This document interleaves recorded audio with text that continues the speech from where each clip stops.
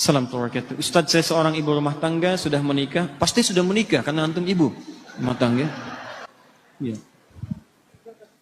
Sudah menikah 10 tahun, saya sudah tidak memiliki rasa cinta. Ini masalahnya. Saya sudah tidak memiliki rasa cinta pada suami saya. Karena suami saya setiap nyelesain masalah selalu kasar, menghina, bentak, bahkan mukul. Lempar barang ke kepala. Tiap bulan pasti ada. Bicara baik-baik dan senyum juga masih suka dibentak. Apakah saya berdosa jika saya sudah tidak mencintainya? Begini, saya tarik napas dulu ya. Pertama, saya ucapkan selamat kepada ibu. Allah titipkan pria itu kepada ibu, bukan perempuan lain. Dan hebatnya ibu bertahan dengan 10 tahun. Dibentak-bentak, dilempar, Anda bayangkan. Perempuan lain mungkin dilempar sehari, sudah nggak kuat. Ibu 10 tahun tuh. Ya, luar biasa. Saya ucapkan selamat, yang dipilih ibu bukan perempuan yang lain. Berarti ada hikmah terbesar yang ingin Allah berikan kepada ibu. Seperti Allah titipkan Fir'aun kepada Asiyah.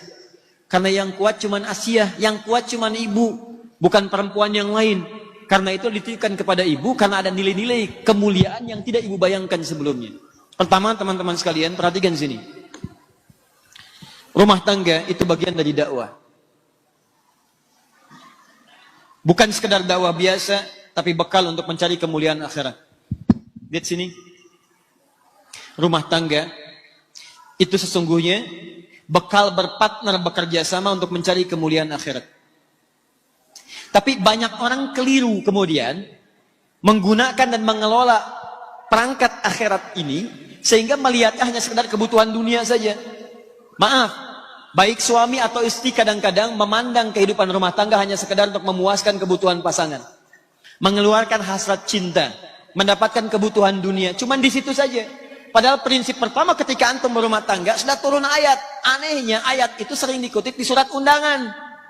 Yang paling aneh, yang diundang suruh baca, yang ngundang nggak baca. Quran surah ke-30 ayat 21. Wa min ayatihi an khalaqalakum min anfusikum azwajan litaskunu ilaiha wa ja'ala bainakum mawaddatan wa rahmah inna fi dzalika laayatin liqaumin yatafakkarun. Kalimat pertamanya inna. Awas. Wa min ayatihi, ayat. Jamak dari kata ayat. Apa itu ayat? Ayat itu diantara tanda yang mendekatkan seseorang kepada Allah Subhanahu wa ta'ala. Jadi kita itu diberikan wasilah berumah tangga, tujuan pertamanya untuk membangun kedekatan dengan Allah. Supaya semakin dekat dengan Allah. Jikalau ada orang berumah tangga tidak dekat dengan Allah, ada yang salah rumah tangganya. Ada yang tidak tepat di dalamnya. Nah, menariknya, setiap pasangan itu nanti akan dipasangkan oleh Allah Subhanahu wa ta'ala untuk saling membuat keduanya itu bisa mendekat kepada Allah Subhanahu wa ta'ala. Ada yang tugasnya sampai selesai berumah tangga, salah satunya meninggal. Ada yang sampai pertengahan seperti Asia dengan Fir'aun. Asia ditugaskan oleh Allah berumah tangga dengan Fir'aun. Di antara dakwahnya ngajak Fir'aun, ayo mendekat kepada Allah, ayo mendekat kepada Allah. Apa yang diterima? Hardikan, siksaan, ancaman, yang terakhir eksekusi. Cuman Asia paham, yang ditugaskan kepada saya adalah bagaimana caranya saya mengajak suami supaya dekat dengan Allah. Hebatnya, Allah tidak akan pernah pasangkan seseorang kalau tidak memiliki tugas yang sejajar satu dengan yang lainnya. Artinya apa? Kalau suami dipasangkan kepada ibu sekarang, Allah yakin karena ibu punya kemampuan untuk menjalani itu. Makanya tidak dititipkan kepada perempuan yang lain. Apa yang ibu dapatkan dari situ? Bukankah dalam setiap makian ada kesabaran? Bukankah dalam setiap hinaan di situ ada ketawakalan? Bukankah sejak saat itu ibu rajin tahajud? Bukankah sejak saat itu ibu rajin berdoa? Ingat baik-baik, setiap interaksi suami dengan istri, di sana ada peluang pahala-pahala yang bisa didapatkan. Makanya kata para ulama, ketika Anda mendapatkan pasangan berlaku tidak menyenangkan, maka bersabar, itu yang pertama. Bersabar, coba terima dulu itu semua dengan merespon dengan nilai-nilai kebaikan. Cara meresponnya, bayangkan Allah sedang memberikan misi kebaikan yang melahirkan pahala yang banyak bagi Anda. Lihatnya pahala dulu. Ini poin pertama. Jadi kalau Anda sudah berpikir bahwa ini barangkali dititipkan kepada saya karena saya mampu dan ada misi dakwah di sini, barangkali Allah kirimkan yang seperti ini supaya saya mendapatkan pahala dalam kesan untuk mendapatkan surga saya. Kalau cara berpikirnya bukan berpikir yang maaf intimidatif, tapi berpikirnya pada yang positif, oh Allah sedang menguji saya, maka Anda akan merespon dengan penuh semangat untuk memperbaiki diri lagi. Ini bagian yang pertama. Ya, ibu bukan orang pertama, karena zaman dulu pun sudah ada yang seperti itu. Ada. Ini kebalik bu, istrinya yang susah. Suaminya sabar, dilayani. Ketika tetangganya mengadukan, ini kisah nyata. Ketika tetangganya mengadukan, kenapa engkau bertahan dengan perempuan seperti itu? Dia kan gak baik. Langsung dia menyelah. Akhil karim, berfikirlah yang mulia. Allah sudah dekatkan surga ke rumah saya. Kenapa engkau mencoba menjauhkannya? Lihat cara berfikirnya. Allah sudah mendekatkan surga ke rumah saya. Kenapa engkau berpeluang menjauhkannya? Jangan jauhkan. Karena dia melihatnya ini sebagai surga saya nih. Ya, dia titipkan kepada saya bisa melayani dia. Dia marah, saya dapat kesabaran. Saya doakan dia. Nah, dia berpikir dengan marahnya, pahala diberikan. Dan dia merasa, oh ini mungkin Allah tugaskan pada saya untuk merubah dia. Sampai titik kesanggupan saya. Kalau sampai saya meninggal, berarti di situ akhir pengabdian saya. Kalau di jalan dia membuat saya jauh dari Allah, dilarang sholat, dilarang ini, dilarang itu, maka Allah turunkan syariat yang berikutnya. Apa itu? Ada mediasi. Quran surah ke-4 ayat 34. Komunikasi dulu. Kalau sudah kurang baik, coba berpisah sementara waktu untuk saling merenung. Kalau juga belum ada solusinya, kemudian beri pelajaran yang membuat mengerti. Ya, ketika tidak dimasakkan bagaimana responnya, ketika dipisahkan bagaimana responnya. Kalau masih belum mengerti juga, cari orang baik untuk menyatukan. Ayat 35-nya. Lihat baik-baik, wa in khiftum shiqaqa bainihima fab'athu hakaman min ahli wa hakaman min ahliya. Kalau semua sudah ditempuh, Allah kasih jalan keluar. Tugas kamu selesai sampai di sini, ya silahkan kerjakan, tingkatkan ibadah yang lain. Mungkin suami kamu akan mendapatkan pencerahan dari yang lain. Semua jalannya ada.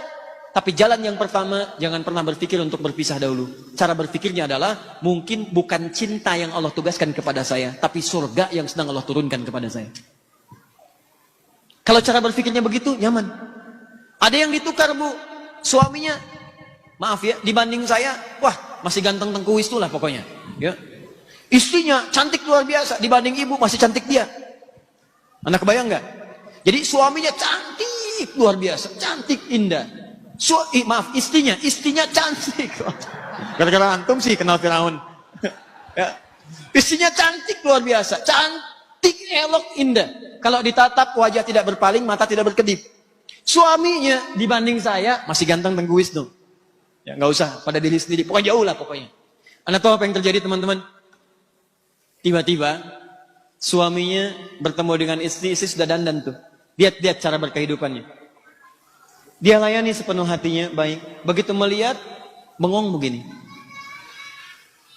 Tiba-tiba istrinya berkata, sayang, kamu kenapa? Ya zauji madzabik. Kamu kenapa? Kata suaminya, aku bersyukur Allah titipkan perempuan secantik engkau dalam kehidupanku. Sehingga aku tak mampu berpaling darimu. Masya Allah. Kata istrinya, sayang, kita berdua akan ke surga. Kita berdua akan ke surga. Suaminya bingung. Kata suaminya, kok bisa? Kata istrinya, kamu bersyukur dengan titipan Allah aku padamu, aku bersabar dengan titipan Allah kamu kepadaku. Tuh. Bahasanya enak ya? Walaupun nyelekit tapi enak. Gitu. Tapi nggak ada yang marah, ketawa keduanya gitu. Ketawa keduanya. Jadi barangkali dalam hal demikian pertama ibu melihat dari sisi ukhrawinya dulu. Ya, Asia bisa sabar, pelajari kisah Asia. Barangkali Allah titipkan dia kepada saya, mungkin untuk mendapatkan surga saya. Ibu bisa pilih itu, ibu berjuang. Kalau mungkin dalam perjuangan itu membahayakan secara fisik, mulai menyakiti fisik, mulai melukai, tidak mampu bertahan di situ, maka ulama memberikan jalan keluar. Baik ya, dari ayat-ayat Al-Quran yang diberikan. Apalagi kalau sudah mencegah untuk mendekat kepada Allah. Maka hukum pernikahan nanti bisa turun. Dari mulai sunnah, kalau sudah berbahaya kepada fisik, terancam jadi makruh. Kalau sudah menjauhkan dari Allah atau nyawa terancam jadi haram hukumnya. Haram. Maka dalam agama nanti bahkan ada fasakh namanya. Fasakh itu dipisahkan oleh hakim. Dipisahkan. Ya, supaya mendapatkan kenyamanan-kenyamanan tersendiri. Tapi di balik itu semua, sempurnakan dulu perjuangan ibu kepada Allah. Sehingga nanti ketika ibu disoal di hari kiamat nanti, kenapa kamu begini? Ibu bisa menjawab, ya Allah, aku telah sabar menerima titipan darimu dengan perjuangan yang telah aku maksimalkan. Kalau itu belum bisa memasukkan aku ke dalam surgamu, maka boleh berikan syafaatmu dengan segala kesabaran yang telah aku berikan hanya untukmu. Paham ya? Baik. Nanti kalau besok-besok seperti itu lagi, dengan yang pelan, malam-malam ibu bangun. Caranya doakan. Sujud kepada Allah, doakan, minta. Ya Allah, Engkau tidak titipkan suami ini kepada yang lain tapi kepada aku. Dan aku mau mengetahui bahwa Engkau lebih sayang kepada hambamu dengan siapapun yang ada di muka bumi dan langit ini. Maka mohon dengan segenap sayangmu ya Allah, sentuh hatinya untuk berubah. Berikan kelembutan pada jiwanya. Minimal mohon ya Allah, jadikan sebelum kami menghadap kepadamu, pasangkan kami dalam mawaddah, sakinah dan rahmah. Bangun, bangun, bangun. Saya yakin dari sekian yang bangun itu akan ada perubahan dan dampak dalam kehidupan. Saya berdoa semoga Allah muliakan ibu dan keluarga ibu dan pasangkan dalam kemuliaan insya Allah. Saya simpan dulu ini.